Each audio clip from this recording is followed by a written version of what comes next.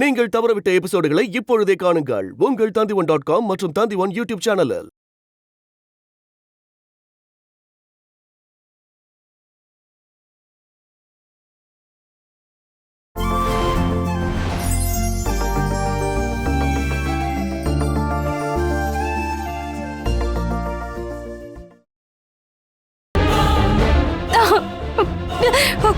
Sir please, நான் சொல்றதை கேளுங்க, கொஞ்சம் வண்டியை நிப்பாட்டுங்க. என்னாச்சு ராகினி? விளக்கேத்தி வைக்கணுமா? கிரண் அனுவை கூட்டிட்டு இங்க வந்துட்டு இருக்கானா?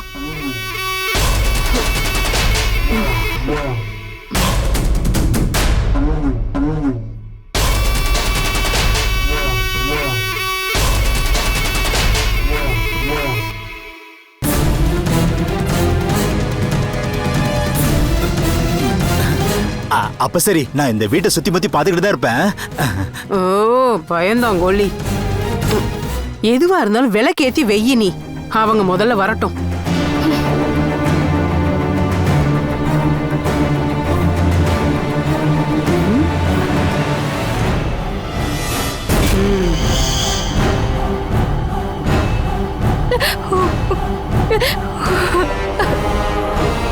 சார் வண்டியை நிப்பாட்டுங்க சார் ப்ளீஸ்.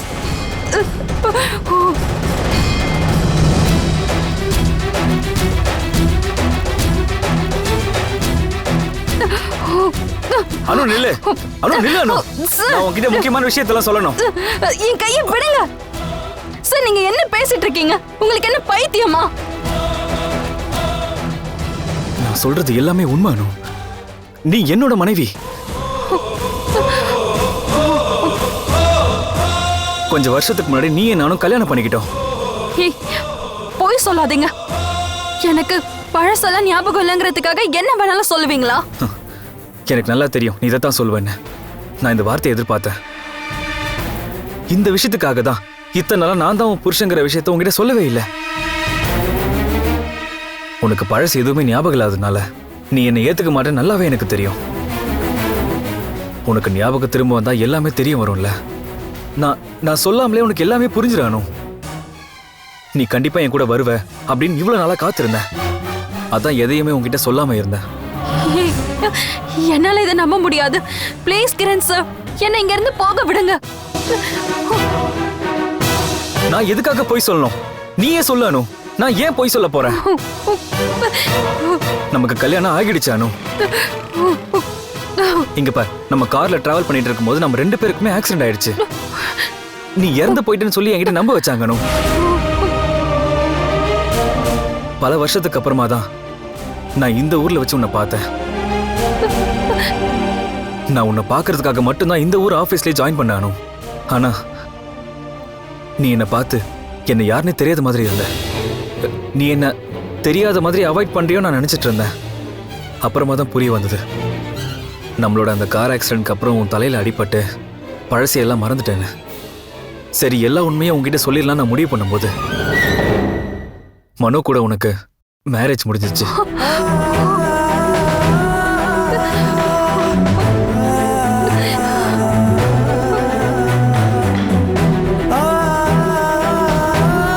இருந்தாலும் நான் எல்லா விஷயத்தையும் உங்ககிட்ட சொல்லலாம் தான் நினைச்சிட்டு இருந்தேன். நீ இதை ஏத்துக்கவே மாட்டேன்னு தெரியும். ஆதாரம் இருந்துச்சு, நம்மளோட கல்யாண ஆல்பம். ஆனா அதுவும் தொலைஞ்சிருச்சு.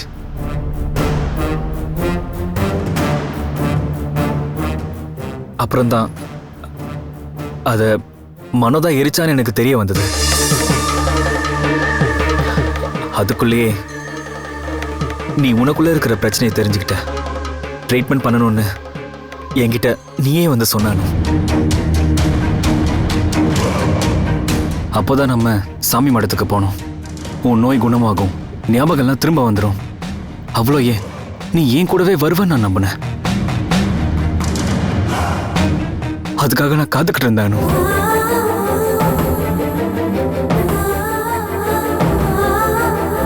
இதுக்கு மேலேயும் காத்திருக்க என்னால முடியாது.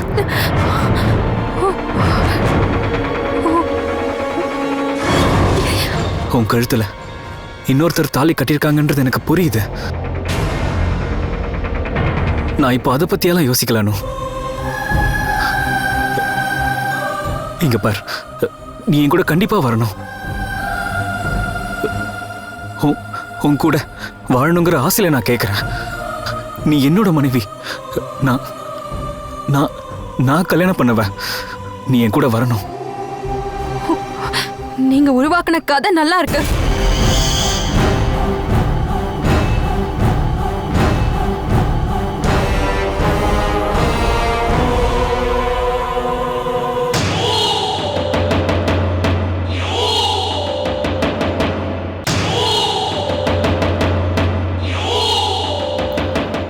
உன்னோட அம்மா தான் எல்லாத்துக்கும் காரணம்.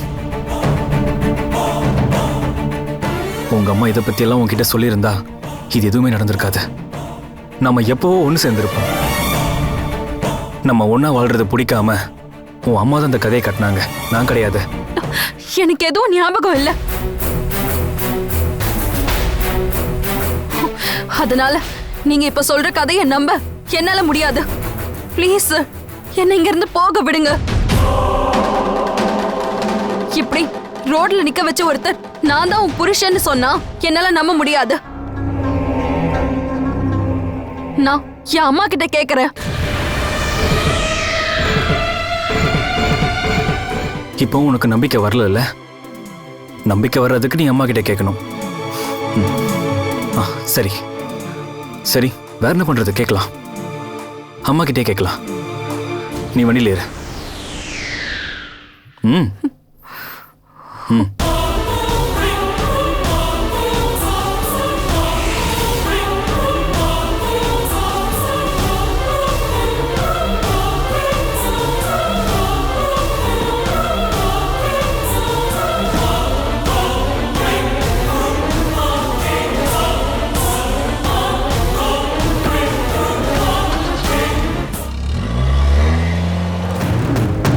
எப்படியும் அம்மா நான் சொன்னது எல்லாமே பொய்ன்னு தான் சொல்லுவாங்க.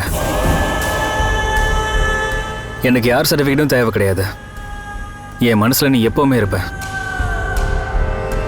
நான் உன் கழுத்துல தாலி கட்டினது உண்மைனா நீ என் மனைவியாவே வாழ்வ என்னோட வீட்டில்.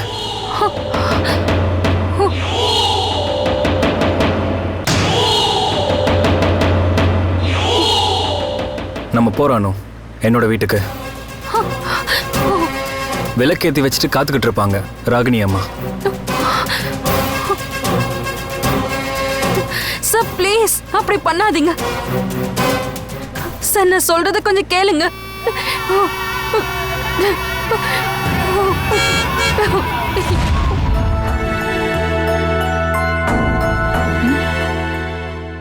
சுப்ரியா, நீ லேப்டாப் ஆஃப் பண்ணு. உங்ககிட்ட நாங்க கொஞ்சம் சீரியஸா பேச வேண்டியிருக்கு. அப்போ இவ்வளவு நாள் நீங்க என்கிட்ட பேசுனதெல்லாம் சீரியஸ் இல்லையா? தோ நான் லேப்டாப் ஆஃப் பண்ணிட்டேன். இப்ப சொல்லுங்க, என்ன சீரியஸான விஷயம்? நீ சொல்லு, உனக்கு இந்த போட்டோல யார பிடிச்சிருக்குன்னு. இங்க பாரு, உனக்கு பிடிச்சிருந்தா போதும், நாங்க அவர்கிட்ட இன்னைக்கே பேசி கல்யாணத்தை முடிவு பண்ணிடுறோம். அப்ப அதுதான் சீரியஸான விஷயம். காட்டுங்க. நம்ம புரோக்கர் சதானந்தம் கொண்டு வந்த சம்பந்தம் இதெல்லாம் எல்லாமே நல்ல இடம்.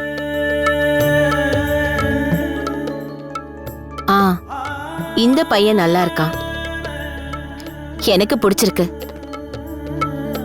என்னாச்சு, உனக்கு யாரையும் பிடிக்கலையா? தோ இத பாரு, நல்ல பையன், ஹோட்டல் பிசினஸ், பொருத்தம் ரொம்ப நல்லா இருக்கும். எனக்கு இது ஒன்னும் பிடிக்கல. நான் இப்பதான் நெட்ல பாத்துட்டு இருந்தேன். எதுவும் என் மனசுக்கு பிடிக்க மாட்டேங்குது. ஏண்டி, அப்புறம் உனக்கு யாரதான் பிடிக்கும்? நீ அவனையாவது லவ் பண்ணிட்டு இருக்கியா சொல்லு. இங்க பாரு, இவ ஒவ்வொரு காரணமா சொல்லிக்கிட்டு கல்யாணத்தை தள்ளி போட்டுக்கிட்டே இருக்கா. நான் லேட் ஆக்கெல்லாம் செய்யல. என் மனசுக்கு பிடிக்காதவங்கள நான் எப்படி கட்டிக்கிறது? அண்ணன் மேல இருக்கிற கோவத்தை போக்க எனக்கு சீக்கிரமா கல்யாணம் பண்ணி வைக்கணும். நான் அதுக்கு ஒத்துக்கிறேன். ஆனா எனக்கு பிடிச்சவங்களை கட்டிக்க முடியுமா? இல்ல. நானும் நெட்ல பாத்துட்டு தான் இருக்கேன். நேரம் வரும்போது ஏதாவது ஒண்ணு வந்து வலையில மாட்டிக்கும். அவனை கல்யாணம் பண்ணிக்கலாம். நீங்க இப்படி அவசரப்படாதீங்க. நீங்க அன்னைக்கு சொன்னது எனக்கு ஞாபகம் இருக்குமா? என் கல்யாணத்தை பெருசா நடத்துவீங்க, எல்லாரையும் கூப்பிடுவீங்க, ஆனா என் அண்ணனை மட்டும் கூப்பிட மாட்டீங்கன்னு. உங்களுக்கு பிடிச்சவரை மட்டும் தான் நான் கல்யாணம் பண்ணுவேன். நான் உங்களுக்கு வாக்கு கொடுக்கறேன். ஆனா என் கழுத்துல தாலி கட்டும் போது அதை பார்க்க என் அண்ணன் அங்க இருக்கணும். இல்லைன்னா நான் அதுக்கு ஒத்துக்க மாட்டேன்.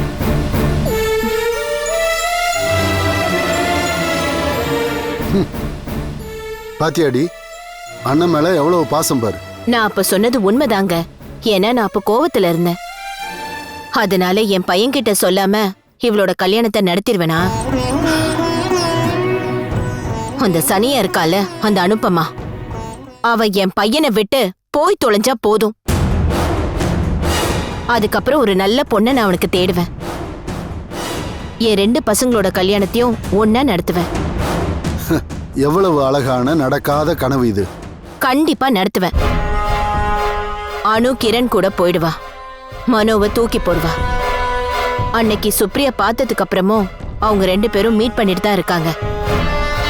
அவங்கள நிறைய பேர் பார்த்திருக்காங்க. இன்னும் அவங்களுக்குள்ள தப்பான தொடர்பு இருக்குங்க. அவ நம்ம பையனை ஏமாத்திட்டு இருக்கா.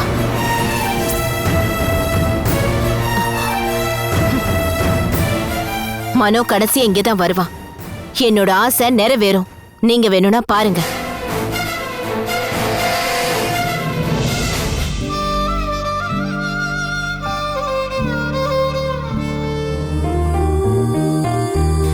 நான் எதுவும் சொல்லல, நீங்களே அவகிட்ட சொன்னா போதும். நாளைக்கு நானும் அனு அக்காவும் சென்னைக்கு கிளம்பி போக போறோம். கூடவே அம்முவையும் கூட்டிட்டு போக போறோம். இனிமே நீங்க 3 பேரும் அங்கதான் தங்க போறீங்க. அங்க உள்ள ஸ்கூல்லயும் உன்னை சேர்ப்பாங்க. மனோ அங்கிளுக்கும் அனுவுக்கும் கல்யாணம் நடக்கும்போது நீ அடம் பிடிச்சு அழுதுட்டே இருந்தல்ல கூட போகணும்னு சொல்லி. அன்னைக்கு நான் ஒத்துக்கவே இல்லை. இன்னைக்கு நான் மனப்பூர்வமா ஒத்துக்கிறேன். இருந்தாலும் அம்மா முகத்துல சந்தோஷமே இல்லையே, என்ன விஷயம்? நான் யார் கூடயும் வர மாட்டேன்.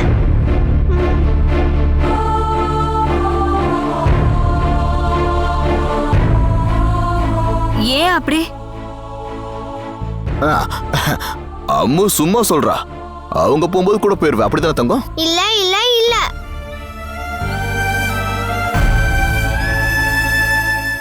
நான் போவேன். என்னோட அப்பா அம்மா கூப்பிட்டா நான் அவங்க கூட போக மாட்டேன்.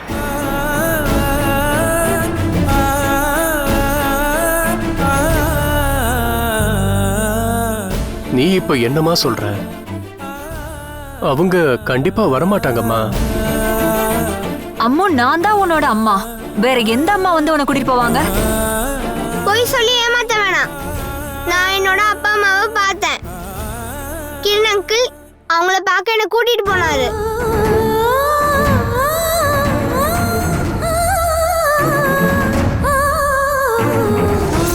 அம்மாவை ஒரு கஷ்டமான சூழ்நிலையில வளர்க்கறதுக்காக ஒப்படைச்சாங்க அவளோட அப்பாவும் அம்மாவும்.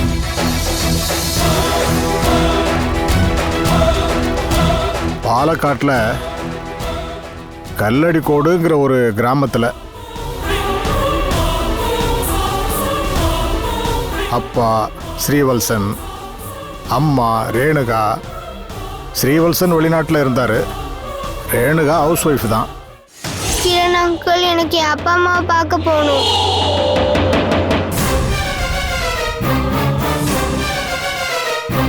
என்னை கூட்டிட்டு போவீங்களா நீங்க அவங்கள பார்க்கறதுக்காக? அம்மு, நீ அவங்க 2 பேரையும் பார்க்கணும்னு ஆசைப்பட்டல? அவங்க கண்டிப்பா அங்க இருப்பாங்க பாரு. நான் அப்போ இருந்த சூழ்நிலையில என்னால் அந்த குழந்தைய வளர்க்க முடியல. சொந்தம்னு சொல்லிக்கிறதுக்கும் யாரும் இல்லை எனக்கு. குழந்தைய ஆசிரமத்தில் விடுறதுக்கும் எனக்கு மனசு வரல.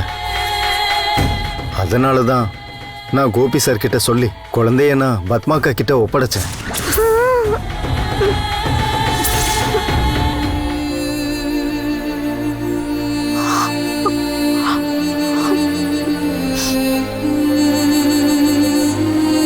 என்னை அவாய்ட் பண்றதுக்காக போய் சொன்னாங்க. அவங்க 2 பேர் தான் என்னோட அப்பாவும் அம்மாவும். கிரண் அங்கிள் என்னை திரும்பவும் கூட்டிட்டு போவாரு.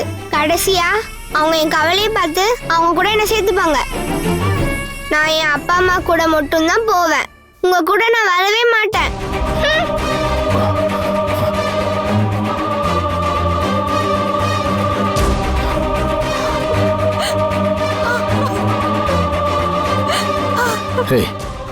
இப்ப அழுது என்ன பிரயோஜனம்? அவகிட்ட சொன்ன போய் அவ்வளவு கொடூரமானது. பாவம் அம்மா.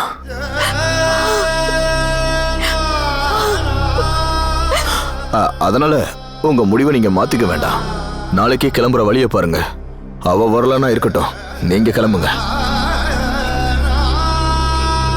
அனு ஒத்துப்பாலான்னு எனக்கு இப்ப சந்தேகம் வர ஆரம்பிச்சிருச்சு. எதுக்கும் நீங்க பேசி பாருங்க.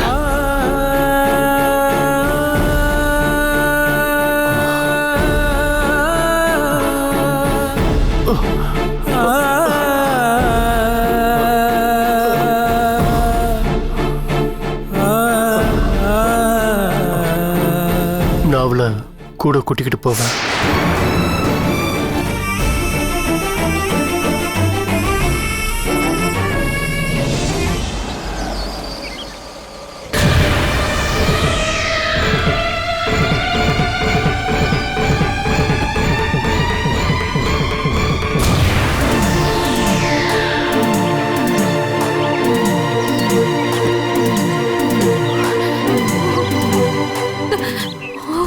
வீடு வந்துருச்சு, இறங்கணும். இப்போதைக்கு நம்ம இங்க தங்கிக்கலாம். கொஞ்ச நாள் கழிச்சு நம்ம சொந்த வீட்டுக்கே போயிடலாம்.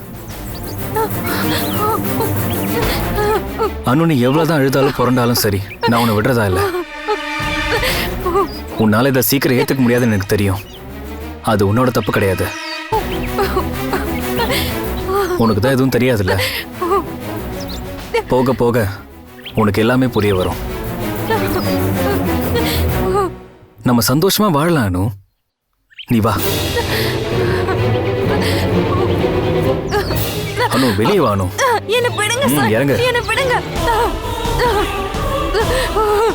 வா அனு. அனு,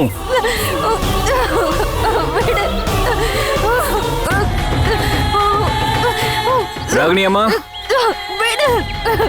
அனு,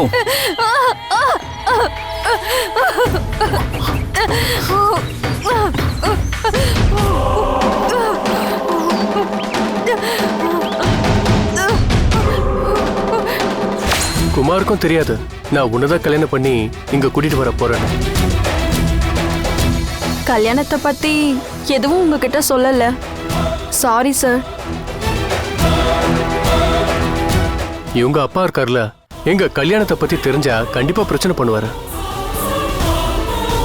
அவருக்கு என்ன பிடிக்காது, அதனாலதான் யாருக்குமே சொல்லாம நாங்க கல்யாணத்தை பண்ணோம். எப்படி இருந்தாலும் ரொம்ப நன்றி சார், எங்களுக்கு தங்க இப்படி ஒரு இடம் கொடுத்ததுக்கு.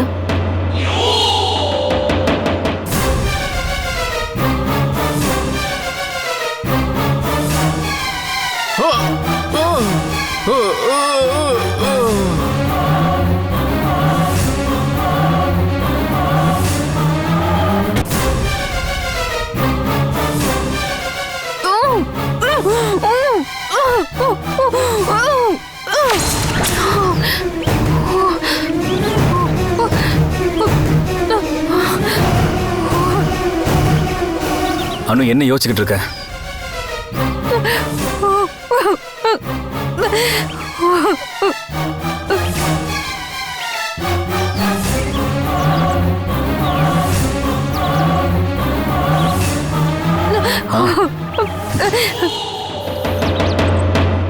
பாத்தியா, ராகினி அம்மா ரெடி.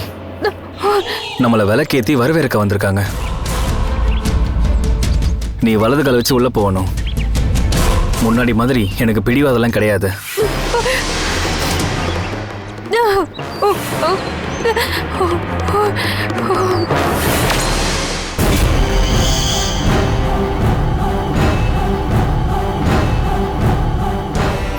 ஐஸ்வர்யமா வீட்டுக்குள்ள வாமா. நோ, வலது கால் வச்சில்ல, இடது கால் வச்சுதான் நீ உள்ள போனானோ. எனக்கு இந்த மாதிரி மூட நம்பிக்கையில எல்லாம் கொஞ்சம் கூட நம்பிக்கை இல்லை. வலது கால் வச்சு ஏறினா நல்லதுன்னு எந்த சயின்ஸ் புக்ல உனக்கு சொல்லியிருக்காங்க? எப்பவும் சயின்ஸ் தான் உண்மையே. பாக்கி எல்லாம் மனுஷங்க அவங்கவுங்க சௌகரியத்துக்கு உருவாக்குறது தான் இந்த மூட நம்பிக்கை எல்லாம்.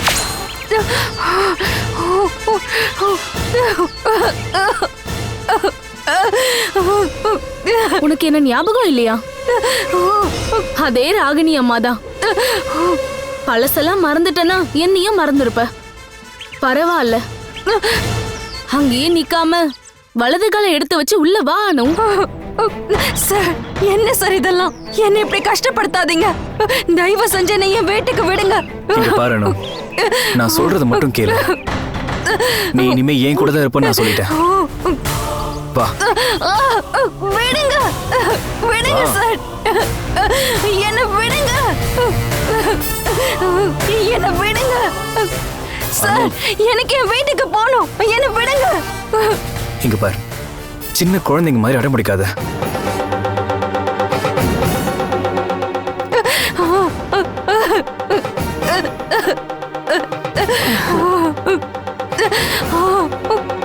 அப்படின்னா அனுவ நீ இங்க கடத்திட்டு தான் வந்திருக்க. அவளா விருப்பப்பட்டு வரல.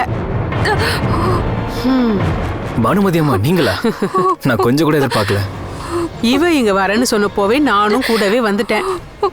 அப்புறம் நானும் உன்னை பார்த்து ரொம்ப நாளாச்சு இல்லப்பா, சரி போய் பாத்துருவோன்னு நினைச்சேன்.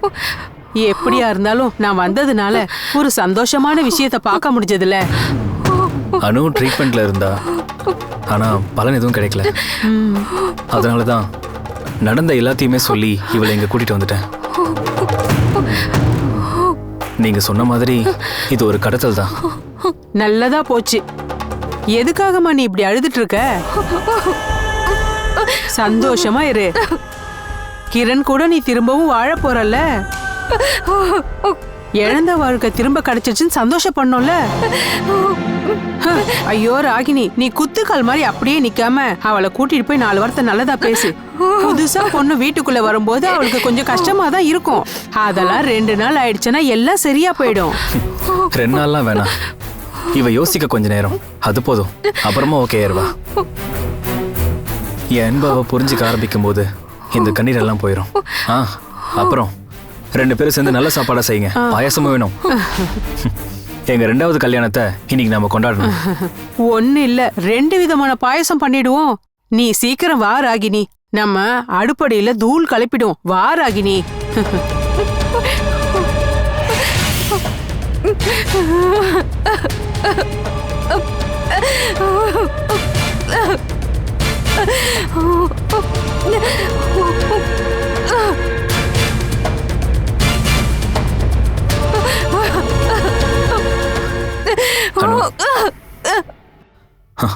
சரி, இங்க பாரு, அழாத.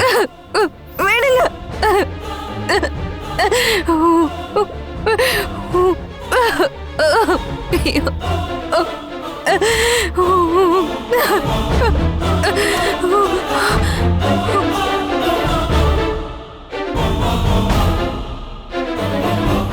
Catch us on TV, Tandivan.com, Facebook and YouTube.